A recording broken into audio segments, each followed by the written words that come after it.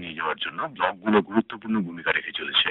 Bloggers forum ব্লগারদের একটি সংগঠন, যারা ব্লগারদের জন্যই নয় বরং সাহিত্যে যারা অবদান রেখে চলেছেন তাদেরকেও স্বীকৃতি দিচ্ছে। ফোরামের কার্যনির্বাহী পরিষদের সদস্য জামান আরশাদের সঙ্গে সংগঠনের কার্যক্রম সম্পর্কে জানতে চান রিয়াজুল ইসলাম। শোনা যাক সেই সাক্ষাৎকার। জামান আরশাদ, আপনি তো লেখালেখির সঙ্গেও জড়িত অনেকদিন ধরেই এবং ব্লগার্স ফোরামের কার্যনির্বাহী কমিটির সদস্য হিসেবে সক্রিয় রয়েছেন। তো আপনি একটু বলবেন কি যে ব্লগার্স ফোরামের কাজটা কি, আপনারা কিভাবে করেন? ব্লগার্স ফোরাম একটি অরাজনৈতিক সংগঠন, সুস্থ সুন্দর ব্লগিং এর জন্য নিবেদিত। আমরা বিভিন্ন ব্লগারদেরকে নিয়ে আমাদের এই ব্লগার্স ফোরাম ব্লগারদের স্বার্থ সংশ্লিষ্ট বিভিন্ন দিক দেখেন। মূলত ব্লগার্স ফোরামের কাজ হচ্ছে ব্লগারদেরকে নিয়ে, কিন্তু ব্লগার্স ফোরাম শুধু ব্লগারদেরকে নিয়েই সীমাবদ্ধ নয়। আমরা বিভিন্ন সামাজিক কর্মকাণ্ডে জড়িত, যেমন আমরা বিভিন্ন সময় বিভিন্ন উপলক্ষে আমরা অনুষ্ঠান করে থাকি, যেমন 21শে ফেব্রুয়ারি, 26শে মার্চ, 16ই ডিসেম্বর, পয়লা বৈশাখ।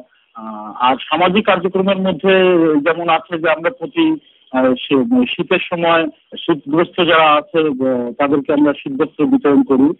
আর আপনি জানেন যে পুরান ঢাকার নিমতলীতে একটি অগ্নিকাণ্ড হয়েছিল। সেই অগ্নিকাণ্ডে ক্ষতিগ্রস্তদের মধ্যে থেকে একটি পরিবারকে আমরা আর্থিক সহায়তা প্রদান করেছিলাম।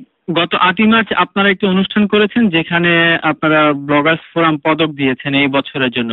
তো সেটা সম্পর্কে একটু বলবেন কি আমাদেরকে, কাকে দিয়েছেন আপনারা এবারের পদকটি?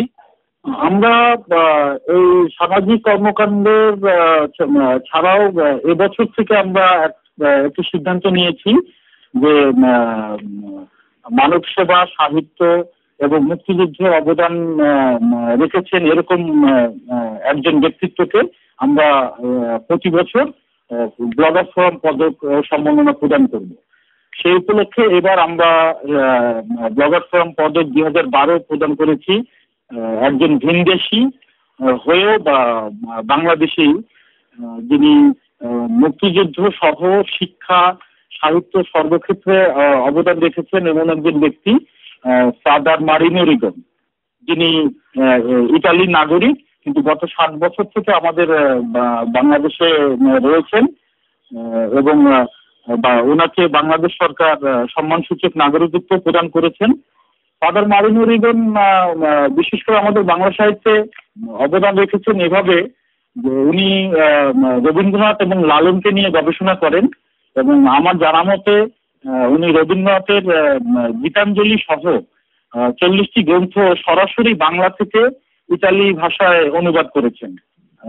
সাধারণত এ ধরনের ঘটনা খুব কম আমরা জানি যে বাংলা থেকে সরাসরি অন্য কোনো ভাষায় কোনো সাহিত্য অনুদিত হয়েছে কিনা। কিন্তু ফাদার রিগন যেহেতু গত 7 বছর থেকে বাংলাদেশে আছেন, উনি সুন্দর বাংলা বলতে পারেন, লিখতেও পারেন, যার কারণে উনি সরাসরি বাংলা থেকে ইতালিতে উনি অনুবাদ করেছেন। সঙ্গে উনি লালনের প্রায় 400-র মতো গান উনি অনুবাদ করেছেন ইতালি ভাষায়। সাধারণত একটি বাংলা ভাষার থেকে ইংরেজিতে অনুবাদ হয়, তারপর ইংরেজি থেকে অন্য কোনো ভাষা হয়তো অনুবাদ হয়, কিন্তু ফাদার মারিনো রিগন সরাসরি বাংলা থেকে ইতালি ভাষাতে অনুবাদ করাতে বাংলা ভাষার যে আবেদন সেটা আমার মনে হয় যে অক্ষুণ্ণ রয়েছে। এবং মুক্তিযুদ্ধে সরাসরি উনি অবদান রেখেছেন, মুক্তিযোদ্ধাদের সাহায্য সহযোগিতা করে এবং চিকিৎসা দিয়ে।